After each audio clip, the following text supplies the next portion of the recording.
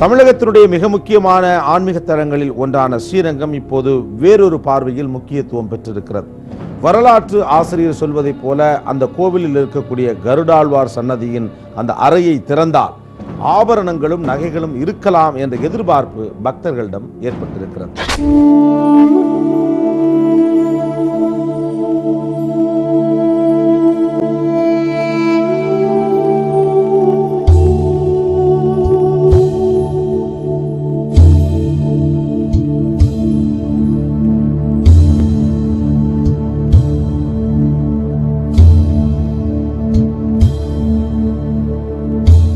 டெக்பெரி mobile நடந்தது என்ன? குற்றமும் பின்னணியும் ஒரு சிறிய இடைவேளைக்கு பின் தொடரும். திருவனந்தபுரம் ஸ்ரீ பத்மநாப சுவாமி கோவிலில் கிடைத்த 1.5 லட்சம் கோடி பொக்கிஷங்களை அடுத்து தமிழக கோவில்களிலும் பொக்கிஷங்கள் பற்றிய சந்தேகங்கள் எழுப்பப்பட்டு வருகின்றன. திருவாரூர் தியாகராஜர் கோவில் பொக்கிஷங்கள் நிறைந்திருப்பதாக நம்பப்படும் மற்றொரு கோவில். இக்கோவிலின் கருவறையை சீரமைத்து தந்தவர் ராஜேந்திர சோழன். அந்த கர்ப்ப கிரகம், அதாவது கருவறை, இப்போது கருங்கற்களால் அடைக்கப்பட்டுள்ளது. அங்கே இருக்க வேண்டிய மூலவர் முகமண்டபத்தில் இருக்கிறார்.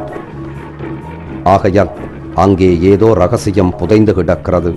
அது பொக்கிஷங்களாக இருப்பதற்கே சாத்தியங்கள் அதிகம் என்கிறார் குடவாயில் பாலசுப்ரமணியம். 14ஆம் நூற்றாண்டில் மாலிகாபூருடைய படையெடுப்பு, குஸ்ருகானுடைய படையெடுப்பு, மதுரை சுல்தான்களுடைய படையெடுப்பு இந்த காலகட்டங்களிலோ அல்லது 18ஆம் நூற்றாண்டில் பிரெஞ்சுக்காரர்களுடைய படையெடுப்பு நடந்தது.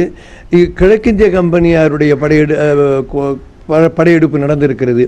இந்த காலகட்டங்களில் ஏதோ ஒரு காலகட்டத்தில் அந்த கர்ப்ப கிரகத்தில் அந்த கோயிலுக்குரிய முக்கியமான விலையுயர்ந்த பொருள்களை அந்த அறையினுள் உள்ளே வைத்து அதனுடைய வாயிலில் கருங்கற்கள் கொண்டு மூடிவிட்டார்கள். அந்த கர்ப்ப கிரகத்திற்குள் உள்ளே என்ன இருக்கிறது என்பதை எந்த காலத்திலும் யாரும் திறக்கவும் முற்படவில்லை. அது என்ன இருக்கிறது என்று அறியவும் யாரும் அதற்கான முயற்சிகளை மேற்கொள்ளவில்லை. இதனால் அந்த உள்ளே இருக்க கோவிலில் மிக முக்கியமான பொருள்களான கோயிலுடைய செப்பு திருமேனிகள் அல்லது நகைகள், பொற்பாத்திரங்கள், வெள்ளி பாத்திரங்கள் அல்லது செப்பேடுகள், இது மாதிரி ஏதேனும் விலை மதிக்க முடியாத பொக்கிஷங்கள் அந்த அறையினுள் நிச்சயமாக இருக்க வேண்டும்.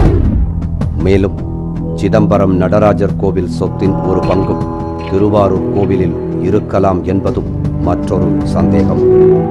தில்லை கோயிலில் ஒரு காலகட்டத்தில் பிரெஞ்சுக்காரர்களும் நவாப்புகளும் கொள்ளையிட வந்தபோது அதற்கு பயந்து தில்லை கோயிலில் இருக்கிற நடராஜ பெருமானையும் அங்கிருந்த விலையுயர்ந்த பொருள்களையும் செப்பேடுகளையும் திருவாரூர் கோயிலில் கொண்டு வந்து வைத்திருக்கிறார்கள்.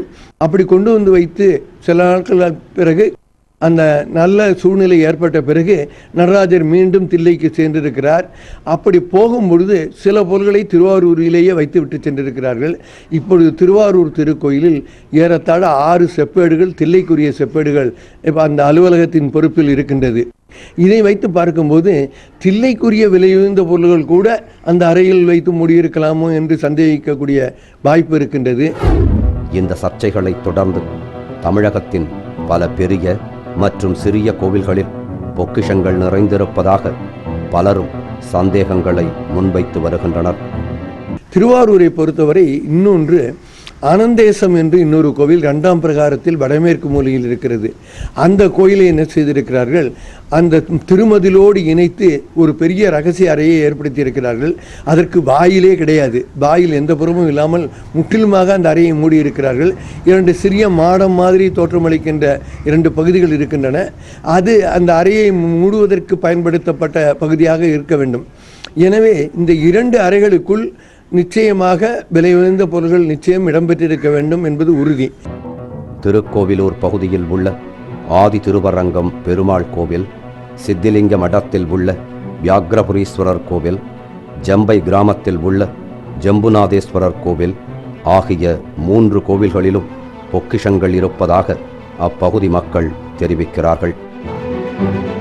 திருச்செந்தூர் சுப்பிரமணிய சுவாமி கோவிலின் இரகசிய அறைகளில் உள்ள பொக்கிஷங்களை மதிப்பீடு செய்ய வேண்டும் என மக்கள் கோரிக்கை விடுத்துள்ளனர்.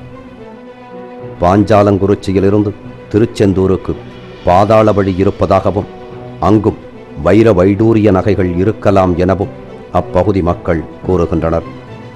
சேர மன்னர்கள் அவங்களும் இங்கே வந்து வழிபாட்டெல்லாம் பண்ணியிருக்காங்க. அவங்க எவ்வளோ நகை போட்டாங்க, என்ன போட்டாங்க, எதுங்க அந்த காலத்தில் ஓலைச்சுவடி தான். ஏன்னா கல்வெட்டுகளில் 90% நிலதானங்கள் தான் இருக்கும். நகை போட்டாங்க வச்சவங்கள்லாம் இருக்காது. இதே மன்னர்கள் அன்பளிப்பாக கொடுத்தது அந்த காலத்தில் அவங்க கோயில் தான் வச்சுருப்பாங்க. அந்த மாதிரி திருச்செந்தூர்லையும் கொடுத்துருக்கலாம். இப்போ படித்தரம் அப்படிங்கிற பேரில் ஒரு சில நகை தான் போடுறாங்க. இன்னும் நகை இருக்குது.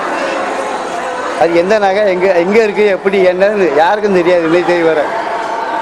அதெல்லாம் கவர்மெண்ட்டும் முறைப்படி திருச்செந்தூரில் இவ்வளோ சாமிக்கு அலங்காரம் பண்ணுறதுக்கு நகையெல்லாம் இருக்குது அப்படிங்கிற வெளி கொண்டு வரணும்.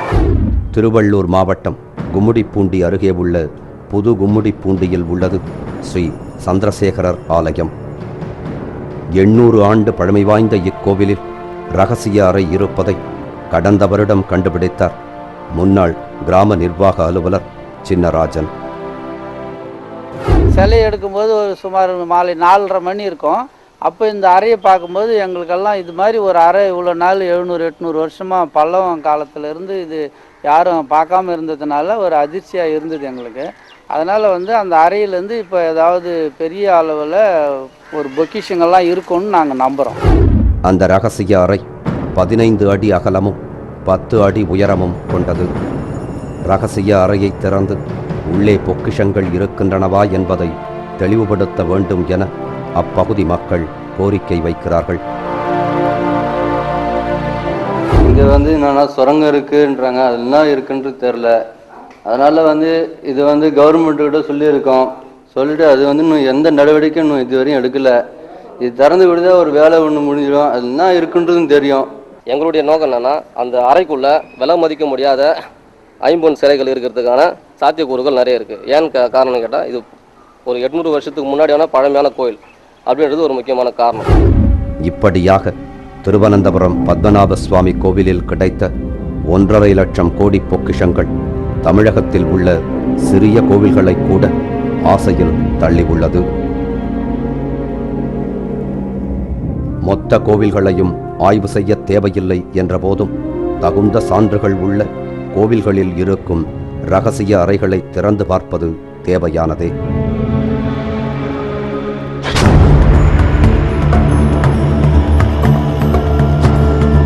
திருவனந்தபுரம் பத்மநாப சுவாமி பாதாளையில் கண்டுபிடித்ததை போன்ற பல நகைகளோடு நித்யானந்தர் பேட்டி.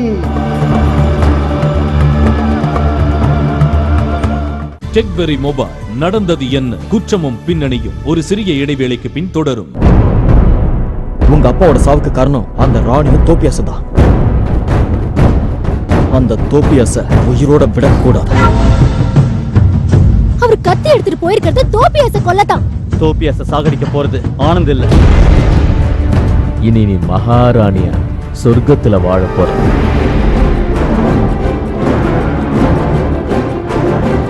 பிடிக்காம தான் உன்னை உடனே பார்க்கணும் ஃபோன் பண்ணாங்களா? துளிர்விடும் இந்த உறவுக்காக காத்திருக்கும் பேரதிர்ச்சி.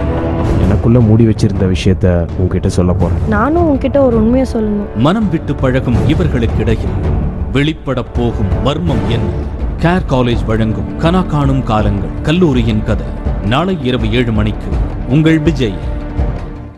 கேர் காலேஜ் திருச்சி இணைந்து வழங்குபவர்கள் பூர்விகா மொபைல் வேர்ல்ட், யூடிவி வழங்கும் தெய்வ திருமகள், rocket deodorant, lava M30 mobile phones, doctor MGR university Maduravoyal Chennai மற்றும் சரவணா ஸ்டோர்ஸ் தங்க நகை மாளிகை உஸ்மான் ரோட் டி நகர்.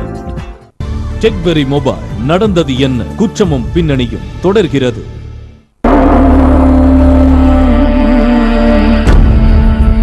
முதல்ல வீடியோ அதான் சப்ஜெக்ட்.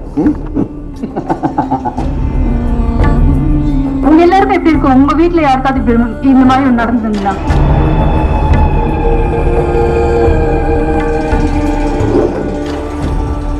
தரையிலிருந்து மேலெழும்ப முடியும்.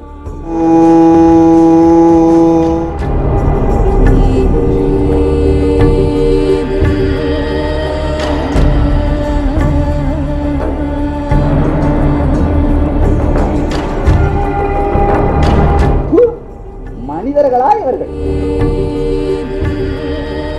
பரபரப்பு பரபரப்பு பரபரப்பு பரபரப்பு பரபரப்புன்னு பரபரப்பை கிரியேட் பண்றது.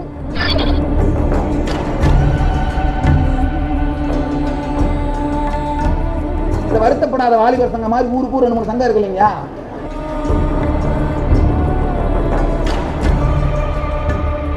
பார்த்தா தெரியல. இந்த நிகழ்ச்சி குறித்த உங்களது கருத்துக்களையும் நடந்தது என நிகழ்ச்சியில் இடம்பெற வேண்டும் என நீங்கள் கருதும் விஷயங்கள் குறித்தும் எங்களுக்கு தெரிவியுங்கள். தொடர்பு கொள்ள வேண்டிய முகவரி எக்ஸிகியூட்டிவ் ப்ரொடியூசர் நடந்தது என்ன, Vijay TV, post box number 8484, Chennai 34. Email மூலம்